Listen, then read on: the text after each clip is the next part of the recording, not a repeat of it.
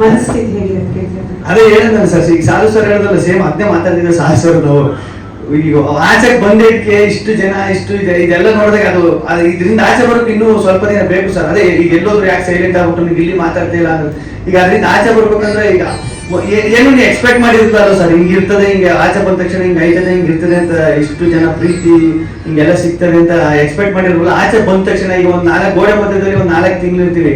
ಈಗ ಆಚೆ ಬಂದ ತಕ್ಷಣ ಅದನ್ನ ಇಲ್ಲಿಗೆ ಪ್ರೆಸೆಂಟ್ ಬರ್ಬೇಕಂದ್ರೆ ಇನ್ನೂ ಸ್ವಲ್ಪ ಟೈಮ್ ಬೇಕಾಯ್ತದೆ. ಅದಕ್ಕೆ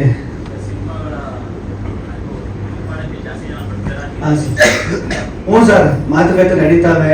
ಅದೇ ಈ ಕನ್ಫ್ಯೂಷನ್ ಈಗ ಆಚೆ ಬಂದ ತಕ್ಷಣ ಒಂದಷ್ಟು ಹಿಂಗೆಲ್ಲ ಬಂದಾಗ ಈಗ ನೆಕ್ಸ್ಟ್ ನಾನು ಯಾವ ಮೂವ್ ತಗೋಬೇಕು, ನೆಕ್ಸ್ಟ್ ಏನ್ ಹೆಜ್ಜೆ ಇಡಬೇಕು ಅಂದ್ರೆ ಸಖತ್ ಕನ್ಫ್ಯೂಸು. ತಿರ್ಗಿ ನಾನು ಕರೆಕ್ಟ್ ಈಗ ನಾನು ಯೋಚನೆ ಮಾಡೋದು ಸರ್, ಇದೆ ನನ್ನ ಮೈಂಡ್ ಸೆಟ್ ಕರೆಕ್ಟ್ ಆಗಿರ್ಬೇಕು. ಈ ಕನ್ಫ್ಯೂಷನ್ ಅಲ್ಲೇ ಪ್ರೊಸೆಸ್ ನಡೀತದೆ ಎಲ್ಲ.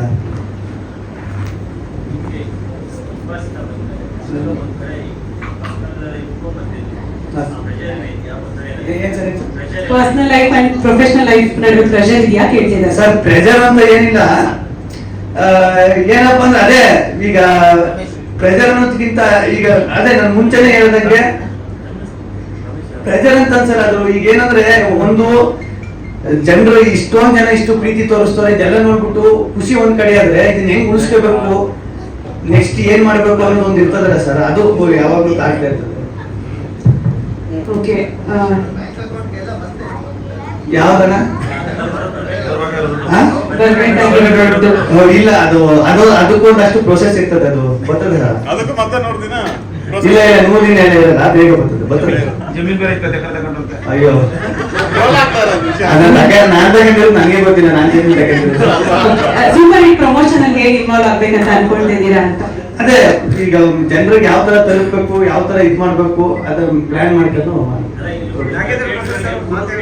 ಸರ್. ಹಾ ಸರ್,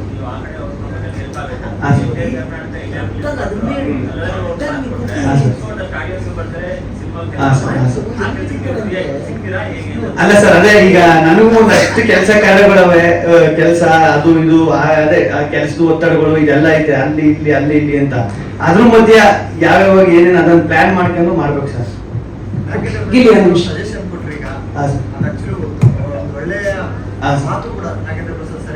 ಸರ್ ಅದು ಅದೇ ಒಂದಷ್ಟು ಏರುಪೇರುಗಳಾಗ್ತಿರ್ತವೆ. ಅದೇ ರೀತಿ ನಿಮ್ಮ ವಿರುದ್ಧ ಒಂದು ಕೂಡ ದೂರು ಕೂಡ ಆಯ್ತು ಫಿಲ್ಮ್ ಚೇಂಬರ್ ಅಲ್ಲಿ. ಆ ಸಿನಿಮಾ ಟೀಮ್ಗೆ ನೀವು ಫೋನ್ ಇರ್ತಾ ಇಲ್ಲ, ಅವ್ರು ಏನ್ ಹೇಳ್ತಿದ್ದಂತ ಸಂದರ್ಭದಲ್ಲಿ ನಾವು ಅವ್ರಿಗೆ ಕರೆದು ಒಂದು ಒಳ್ಳೆ ಪಾತ್ರ ಜೊತೆಗೆ ಒಂದು ಒಳ್ಳೆ ಸಂಭಾವನೆ ಕೂಡ ಕೊಟ್ಟಿದ್ವಿ. ನಮ್ಮ ಫೋನಿಗೆ ರೆಸ್ಪಾನ್ಸ್ ಮಾಡ್ತಿಲ್ಲ, ನಮ್ಮ ಸಿನಿಮಾದ ಪ್ರಮೋಷನ್ ಗೊತ್ತಿಲ್ಲ ಅಂತ ಒಂದು ದೂರು ಕೊಟ್ಟಿದ್ದಾರೆ. ಏನ್ ಹೇಳ್ತೀವಿ? ಹ್ಞೂ ಸರ್, ಈಗ ಆ ಸಿನಿಮಾ ಆಗಿ ನನ್ನ ಪ್ರಕಾರ 2.5 ವರ್ಷ ಆಗಿರ್ಬೇಕು. ಅದ್ರಲ್ಲಿ ಆಕ್ಟಿಂಗ್ ಮಾಡಿ ನಾನು ಬೈಟ್ಸು ಕಳಿಸಿದೆ ಸರ್. ಅಂದ್ರೆ ಬೈಟ್ಸ್ ಕಳಿಸಿ ಎಲ್ಲ ಮಾಡಿದೆ, ಬಟ್ ಅದು ಯಾಕೆ ಹಂಗೆ ಆಯ್ತು ಅಂತ ಗೊತ್ತಿಲ್ಲ. ಪಾಪ ಅವ್ರಿಗೇನು ಮೋಸ್ಟ್ಲಿ ನನ್ನಿಂದ ನಾನು ಫೋನ್ ಎತ್ತಿರಿಗೆ ನನಗೂ ಒಂದಷ್ಟು ಕೆಲಸದ ಒತ್ತಡ ಐತಲ್ಲ, ಅದು ಅವ್ರು ತಪ್ಪಲ್ಲ ಸರ್. ಯಾರು ಸರ್? ಇಲ್ಲ ಸರ್, ಬೇರೆ ಕೆಲಸಗಳಲ್ಲಿ ಒಂದಷ್ಟು ಇದಾಗುತ್ತೆ. ಹಾ ಸರ್, ಹೌದು ಇಲ್ಲ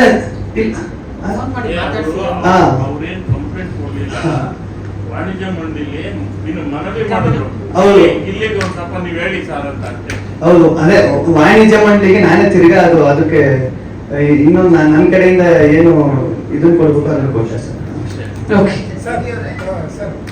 ಬಿಗ್ ಬಾಸ್ ನೋಡೋದಾಗ ಟ್ಯಾಟೋ ಆಫೀಸ್ ಅವ್ರನ್ನ ಭೇಟಿ ಆಗ್ತೀನಿ ಅಂತ ಹೇಳಿದ್ರು. ಭೇಟಿ ಆಗಿಲ್ಲ, ನಿಮ್ಮ ಒತ್ತಡ ಸೂಪರ್ ಹಿಟ್ ಪ್ರಚಾರ ಜೊತೆ ಭೇಟಿ ಆಗ್ತೀರ?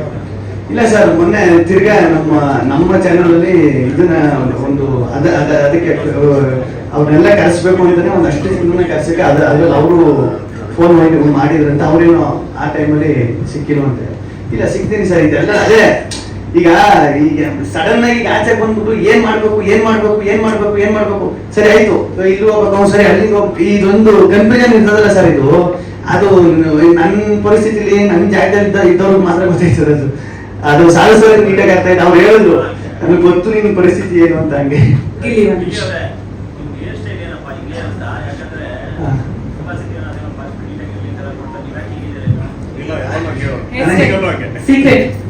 ಸ್ಟೈಲು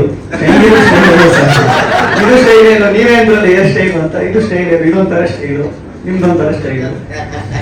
ಗಿಲ್ಲಿ ಅವನ ಲೈಟರ್ ನೋಡಿ ಎಲ್ಲರೂ ಪ್ರಶ್ನೆ ಕೇಳಿದ್ರು, ನಿಮ್ದೊಂದು ಡೈಲಾಗ್ ಇದೆಯಲ್ಲ ಮಾಮೂಲಿ ತುಂಬಾ ಕಡೆ ಹೇಳ್ತೀರಾ, ಅದು ಉದ್ದ ಡೈಲಾಗ್ ಇದೆಯಲ್ಲ ಯಾವ್ದಂತ ನಾನು ಹೇಳ, ನೀವ್ ಹೇಳ್ಬೇಕು. ಸುಮಾರು ಹೇಳಿದೀನಿ.